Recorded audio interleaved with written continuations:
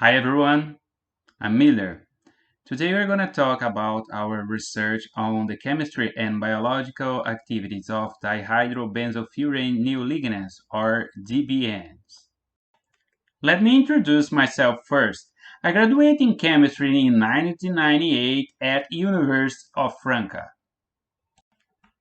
In 2001, I defended my master dissertation on the isolation and strict elucidation of sesquiterpene lactones from Asteraceae. In 2005, I got my PhD in chemistry.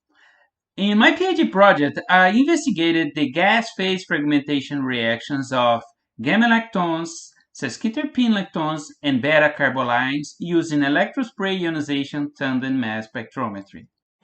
In 2012, I was a postdoctoral fellowship at the Laboratory of Organic Synthesis, University of São Paulo, under supervision of Professor Paulo Margos Donati, when I worked with the synthesis of gamma lactones using multi-component reactions. In 2019, I was a sabbatical visitor at University of Victoria. Under supervision of Professor Scott McIndoe, I use mass spectrometry to investigate the mechanism of organic reaction. Right after I got my PhD degree, I started working at University of Franca as an associate researcher. There I worked until 2013. From the middle of 2013, I've been working at the Department of Chemistry, University of São Paulo, as an assistant professor. In my research, I'm interested in the biological activities of natural and synthetic organic compounds, as well as in the use of mass spectrometry for the structural elucidation of these compounds. Okay, now that you guys know me, let's talk about neolignans. Both lignans and neolignans are formed by two phenylpropanoids joined together. They differ from each other in the way how these C6, C3 units are connected. While lignans are C8, C8 phi connected, neolignans can be the result of the connection between C8 and any other atom in the other phenylpropanoid unit. Because of that, there is a wide diversity of neolignans skeletons. Part of our research has been dedicated to study dihydrobenzofuran type neolignans. These compounds display in their structures a C8, C5 in the C7 or C4 bonds. Our interest in this subclass of neolignans are due to their biological and pharmacological activities. Recently, our group has reviewed the chemistry and biological activities of dihydrobenzofuran neolignans, or DBNs. We noticed that the antioxidant, anti-inflammatory, neuroprotective, and cytotoxic are the biological activities most often investigated for dihydrobenzofuran neolignans. Two good examples of bioactive dihydrobenzofuran neolignans are methylcedrocin and conocarpine. Methylcedrocin can be isolated from a resin extracted from Croton species. This resin is known as dragon's blood or sangue del drago. This resin is widely used by the Amazonian population due to its healing properties. Peters and co-workers demonstrated that these properties are in part due to the presence of methylcedrocin. Conocarpine, by its turn, can be isolated from Piper decurrens. Conocarpine displays many biological activities, but it's one of the few dihydrobenzofuran neolignans that has been reported for its insecticidal activity. Conocarpine is active against the European corn borer and Aedes aegypti larvae. Plants are the main natural sources of dihydrobenzofuran neolignans. However, there are two main challenges to obtain these compounds from plants. First, the isolation of DBNs is a tedious and time-consuming process as described by Gottlieb in 1972. Second, the low yields in the isolation process.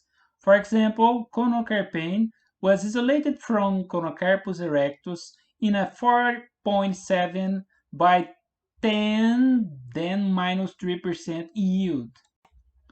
Here we have two good reasons for the synthesis of dihydrobenzofuran neolignans, or DBNs.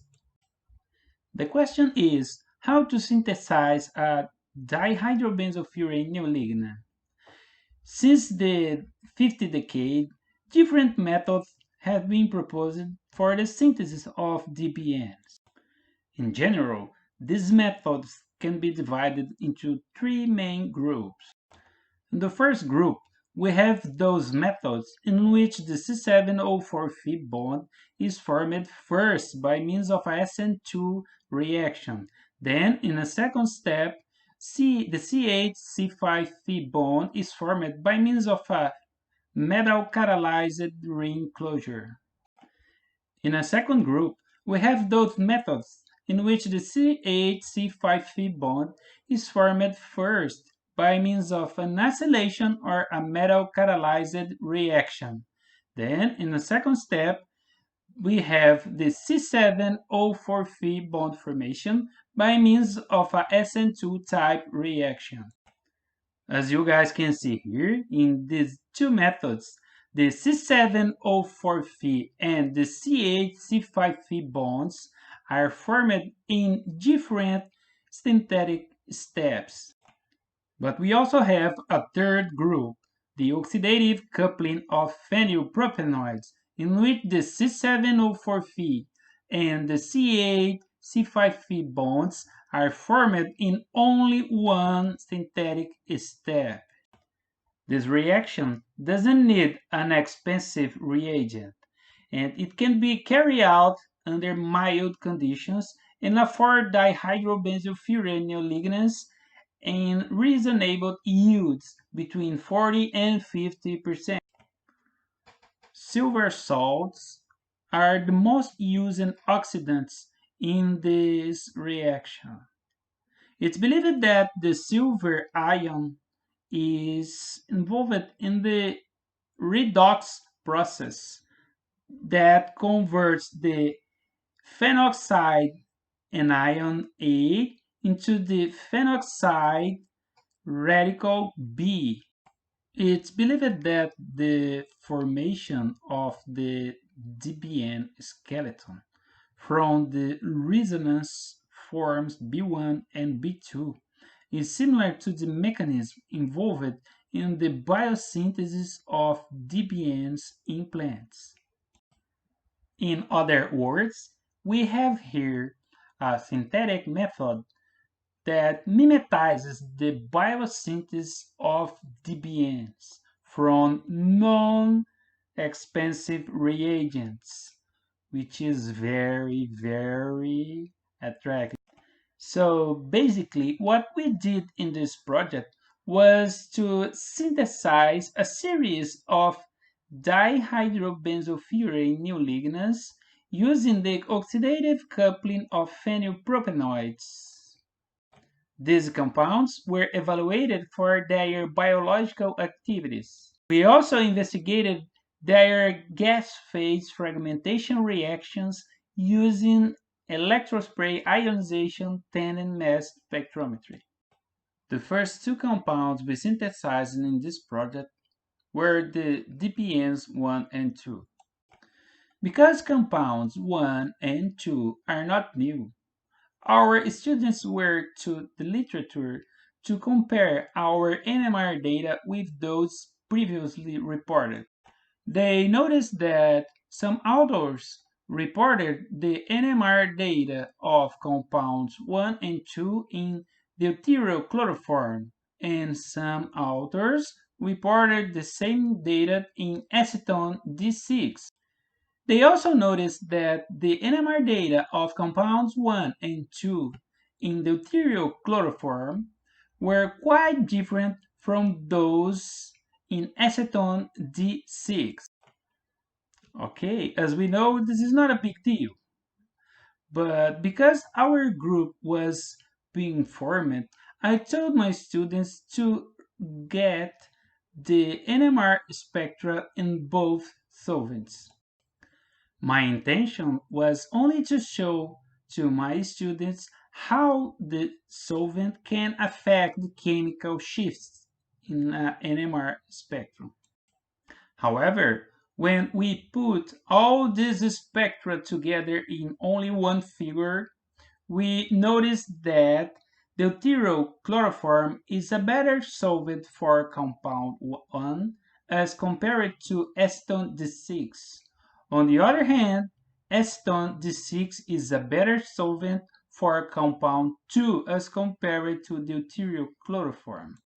This finding added to the fact that most of the hydrogen signals in the NMR spectra are reported as multiplets, led us to decide to investigate this data more deeply. For example, the 8,7 signal of compound 2 had been reported in the literature as a multiplet. In this 8,8-G-COSY counter map, we can see the correlation of 8,7 with 8,2, 8,6, and 8,8. Based on these correlations, the expected multiplicity of the 8,7 signal was supposed to be a double-double-doublet. This was confirmed on the basis of the J-resolved spectrum data.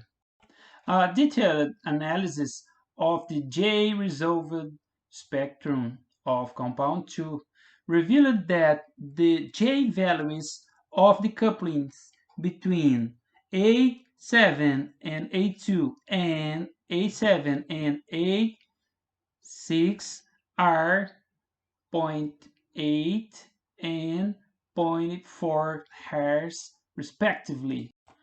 It's proposed in the literature that the coupling constant J7, 8, can be used for the elucidation of the relative stereochemistry of dihydrobenzofuran neolignans. This J value is higher for cis isomers than for trans isomers.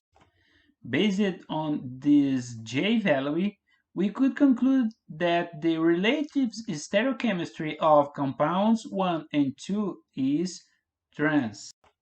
It's been also reported in the literature that conclusions on the relative stereochemistry of 5-membered rings based on the coupling constant between vicinal hydrogens cannot be reliable. This is because for some compounds, these hydrogens are susceptible to a great variety of dihydro angles, so that the cis and trans 8,8 coupling constants can be exactly the same.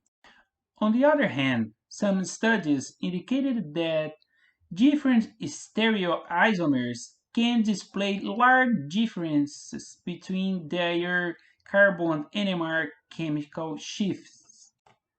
Thus, we decided to use theoretical calculations of hydrogen and carbon chemical shifts as an extra effort to elucidate the relative stereochemistry of compounds 1 and 2. What we did was to plot the theoretical carbon chemical shifts against the experimental carbon chemical shifts for the 4 stereoisomers. For both the compounds, the better agreement with the experimental data was obtained for the trans isomers, as indicated by the higher R square. The relative stereochemistry of dihydrobenzofuran neolignans 1 and 2 was also supported by the bidimensional noise. The trans-relative stereochemistry was deduced from the very weak correlation between 8,7 and 8,8. Okay, we used the oxidative coupling of phenylpropenoids to obtain the dihydrobenzofuran neolignans 1 and 2. The reactions were very successful. However, we saw a problem in this reaction. The conditions we were using were from the half of the past century. We were using benzene, which everybody knows is very toxic. Well, we are living the green chemistry century, so we thought, what if we replace benzene by a greener solvent? After a systematic investigation of different experimental conditions, including temperature, solvent, the silver reagent, we found that acetonitrile is a very good solvent for this reaction. As we can see here in this table, acetonitrile was the best solvent against all the solvents tested in this study. Both the conversion and the selectivity were higher in acetonitrile as compared to all the other tested solvents.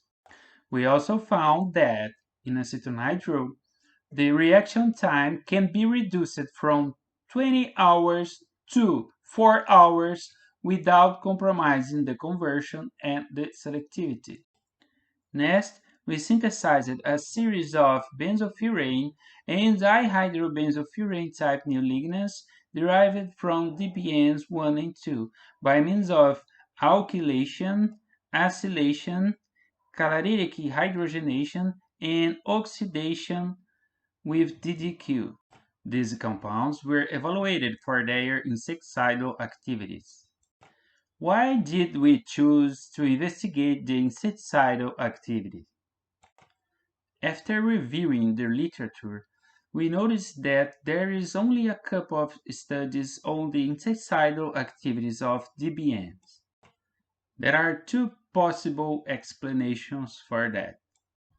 One, these compounds have not been exploited for their insecticidal activity yet. In this case, we have a very promising research field here. Two, DBNs have been previously investigated for their insecticidal activity, but they did not display a good activity. That's why we didn't find so many papers about this subject in the literature. So what we did, we decided to take the risk and evaluated the effects of our compounds against Bemisia tabaci biotype B. Bemisia tabaci, known as silverleaf whitefly, is one of the major pests, attacking over than 500 species of crops, vegetables, beans, soybeans, peanuts, cotton, horticultural and ornamental plants grown in greenhouses and fields worldwide. Besides the direct damage to the plant due to this insect feeding, this whitefly is also a vector of several viruses, especially Gemini virus. The incidence of the Gemini virus transmitted by Bemisia tabaci is very high in tomato producing areas of United States, Venezuela, Mexico, and Brazil, causing devastating economic consequences. We assess the contact toxicity of DBNs against Bemisia tabaci by spraying these compounds at a concentration of 5 milligrams per ml on cabbage leaves. Each cabbage leaf was infected with 10 Bemisia tabaci adults. As we can see here, compounds 2, 3, 5, 6, and 10 caused a higher number of whitefly deaths at a concentration of 5 mg per ml as compared to the positive control, which was tested at a concentration of 75 mg per ml. These results are really promising because pyriproxyfen is a widely used insecticide against Bemisia tabaci. As a last part of this presentation, but not less important, because actually this is my favorite part, we have also investigated the gas phase fragmentation reactions of these compounds we have synthesized using electrospray ionization tandem mass spectrometry. First, I would like to tell you guys about the real relevance of this kind of study. Nowadays, I think everybody knows about the role played by the LC-MS-MS technique on the dereplication of natural products. In dereplication studies, natural products can be identified directly from plant or microorganism extracts without the need of isolation. What many people neglected is that there is a beautiful chemistry behind this technique, and this chemistry can be useful for the identification not only of known compounds, but also for the identification of new compounds. Okay, this kind of study makes sense for natural products, but in the case of these dihydrobenzofuran neolignans, we have synthetic compounds. So, what is the real meaning of this study? Actually, there's a part of the whole story I didn't tell in this presentation. Some of these dihydrobenzofuran neolignans display a very promising antiparasitic activity. So we have some in vivo assays underway. I cannot show the results here because they are not published yet, so I'm sorry. But what we are planning to do is to use the results of these fragmentation studies to identify these compounds and their metabolites in future metabolism studies. In the case of these dihydrobenzofuran neolignans, we have a series of compounds with the same structure core, but displaying small differences in their structures. So we are going to associate the differences between these product ion spectra with these small differences in their structures. However, we can only make this association if these product ion spectra were recorded under the same experimental conditions.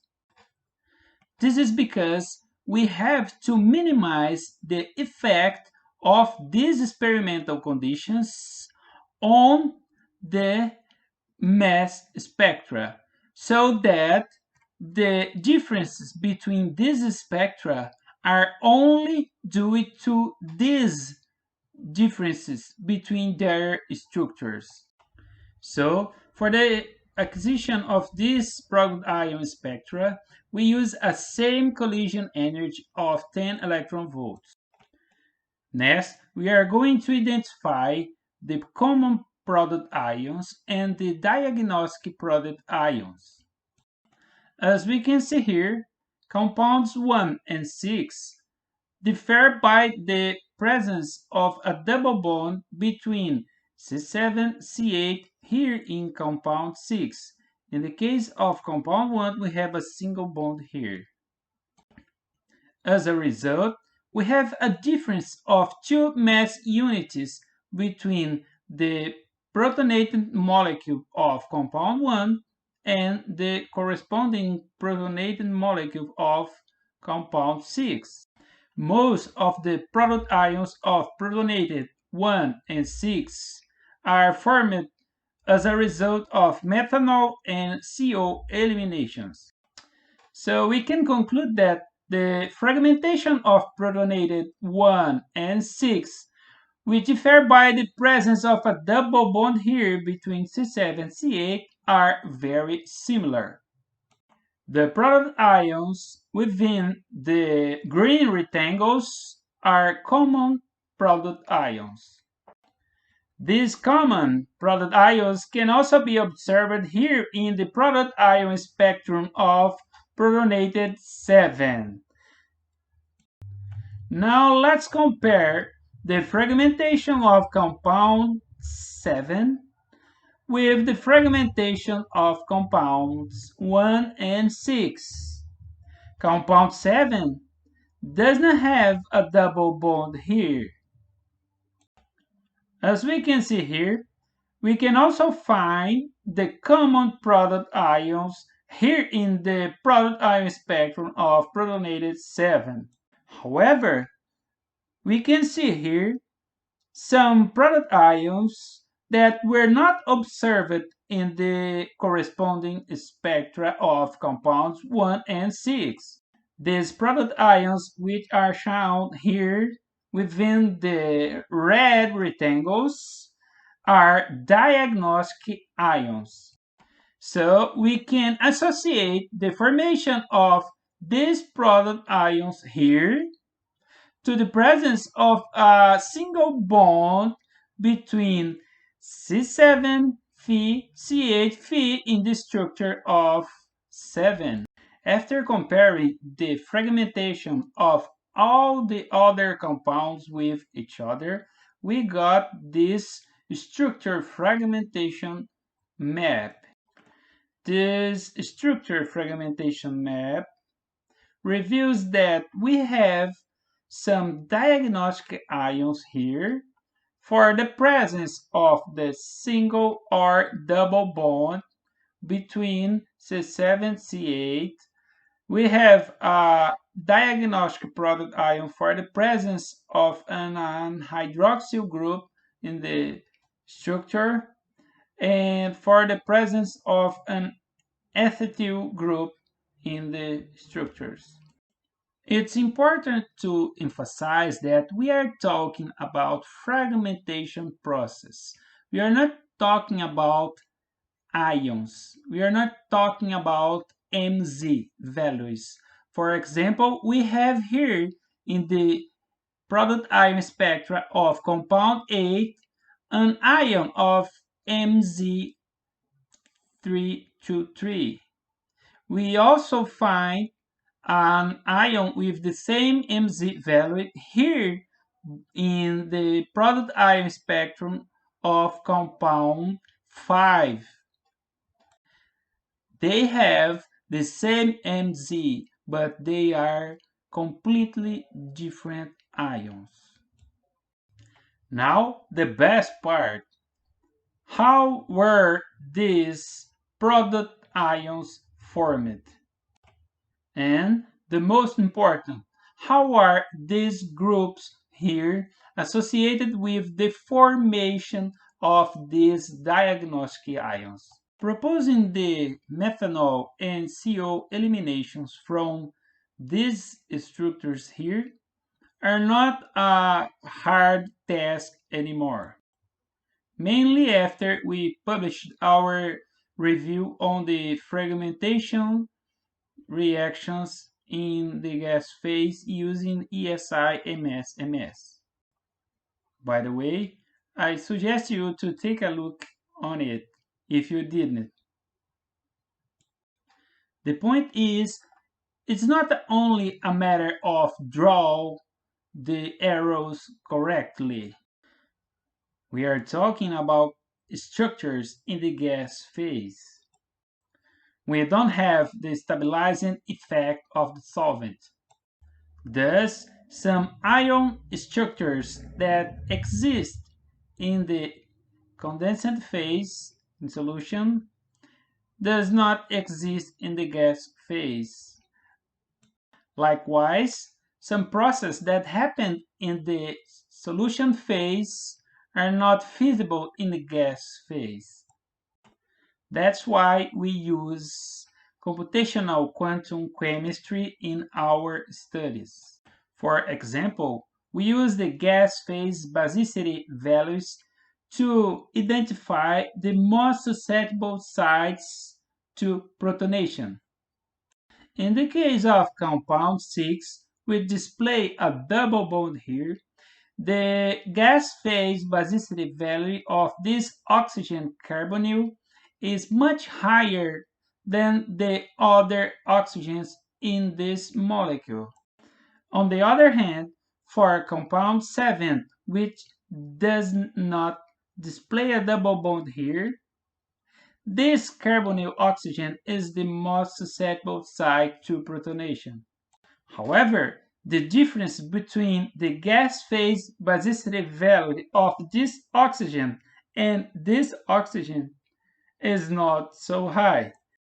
Based on the results from the deuterium exchange experiment, we found that the proton migrates from this oxygen to this oxygen. So we have a cleavage of this bond here and the formation of an acidium ion. In the case of compound 7, we also have a methanol elimination by a similar mechanism. For compound 6, we display an extended conjugation here. The elimination of a second methanol molecule involves the participation of the hydrogen from this hydroxy group here. However, in the case of compound 7, we did not display a double bond here. The elimination of a second methanol molecule involves the participation of A8. In conclusion, we can see that the same product ions are formed from protonated 6 and 7. However, we can see that their structures are completely different. As I mentioned before, the gas phase basicity value of this oxygen is very similar to the basicity of this oxygen, and this is a very useful data to explain how these diagnostic ions are formed. After the energy transferred to the protonated molecule upon the CID process, the proton migrates from this oxygen to this oxygen atom. This proton migration triggers two additional fragmentation pathways. One fragmentation pathway leads to the formation of the diagnostic product ion Q. Formation of Q occurs with participation of the benzylic hydrogen 8,7-Phe. And the structure of compound 6, 8,7-Phe is an vinylic hydrogen.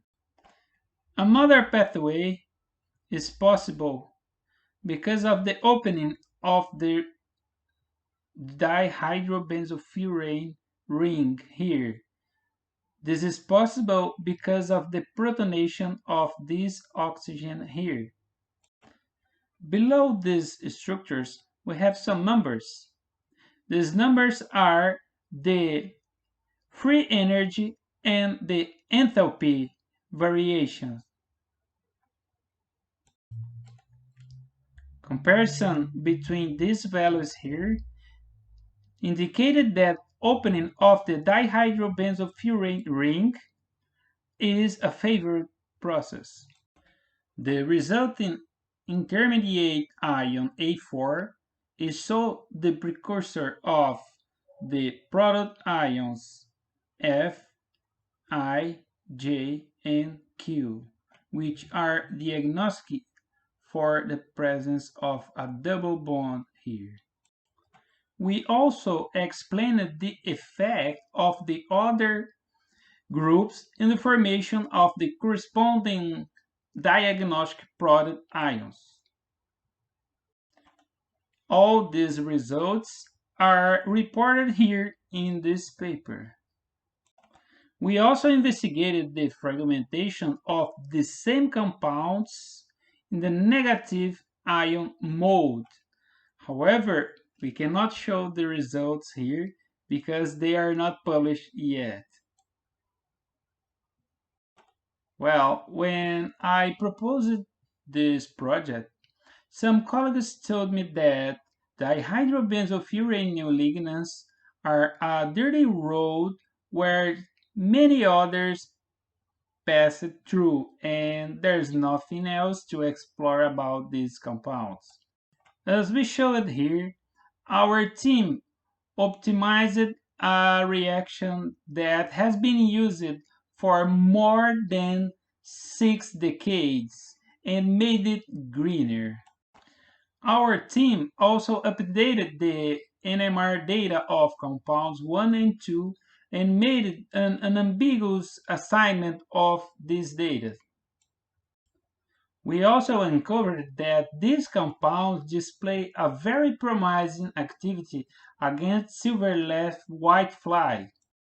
And we also elucidated the gas phase fragmentation reactions of these synthetic dihydrobenzofuran neolignans in both positive and negative ion modes. In other words, if dihydrobenzofuran neolignans are a dirty road, so we are helping to pave it. This is an important part because without these people here, this work will not exist. I would like to thank to my scientific partners, Professor Edson Baldin, who was responsible for the insecticidal assays, to Professor Ricardo Vesecchi, who was the responsible for the computational quantum chemistry calculations, to Professor Luiz Alberto Beraldo Moraes and Dr. Eduardo Crivelin, who were our partners in the mass spectrometry studies, and to Professor Paulo Marcos Donati, who helped us in the synthesis of dihydrobenzofuran neolignans. I'm also grateful to these students here, especially to Herbert Jr. Diaz, who was a PhD student during this project. Here we have a pic of the whole team. This is Herbert, Talita, Tatiana, Tainá, and Carlos Mari. I am very grateful to FAPESP for the financial support, to CNPq for the fellowships, to University of São Paulo, and to the Department of Chemistry of our university for all the support and structure. I am especially thankful to Professor Weiler Borges from the Natural Products Division of the Brazilian Chemical Society for the kind invitation to this webinar. Thank you very much. See you around.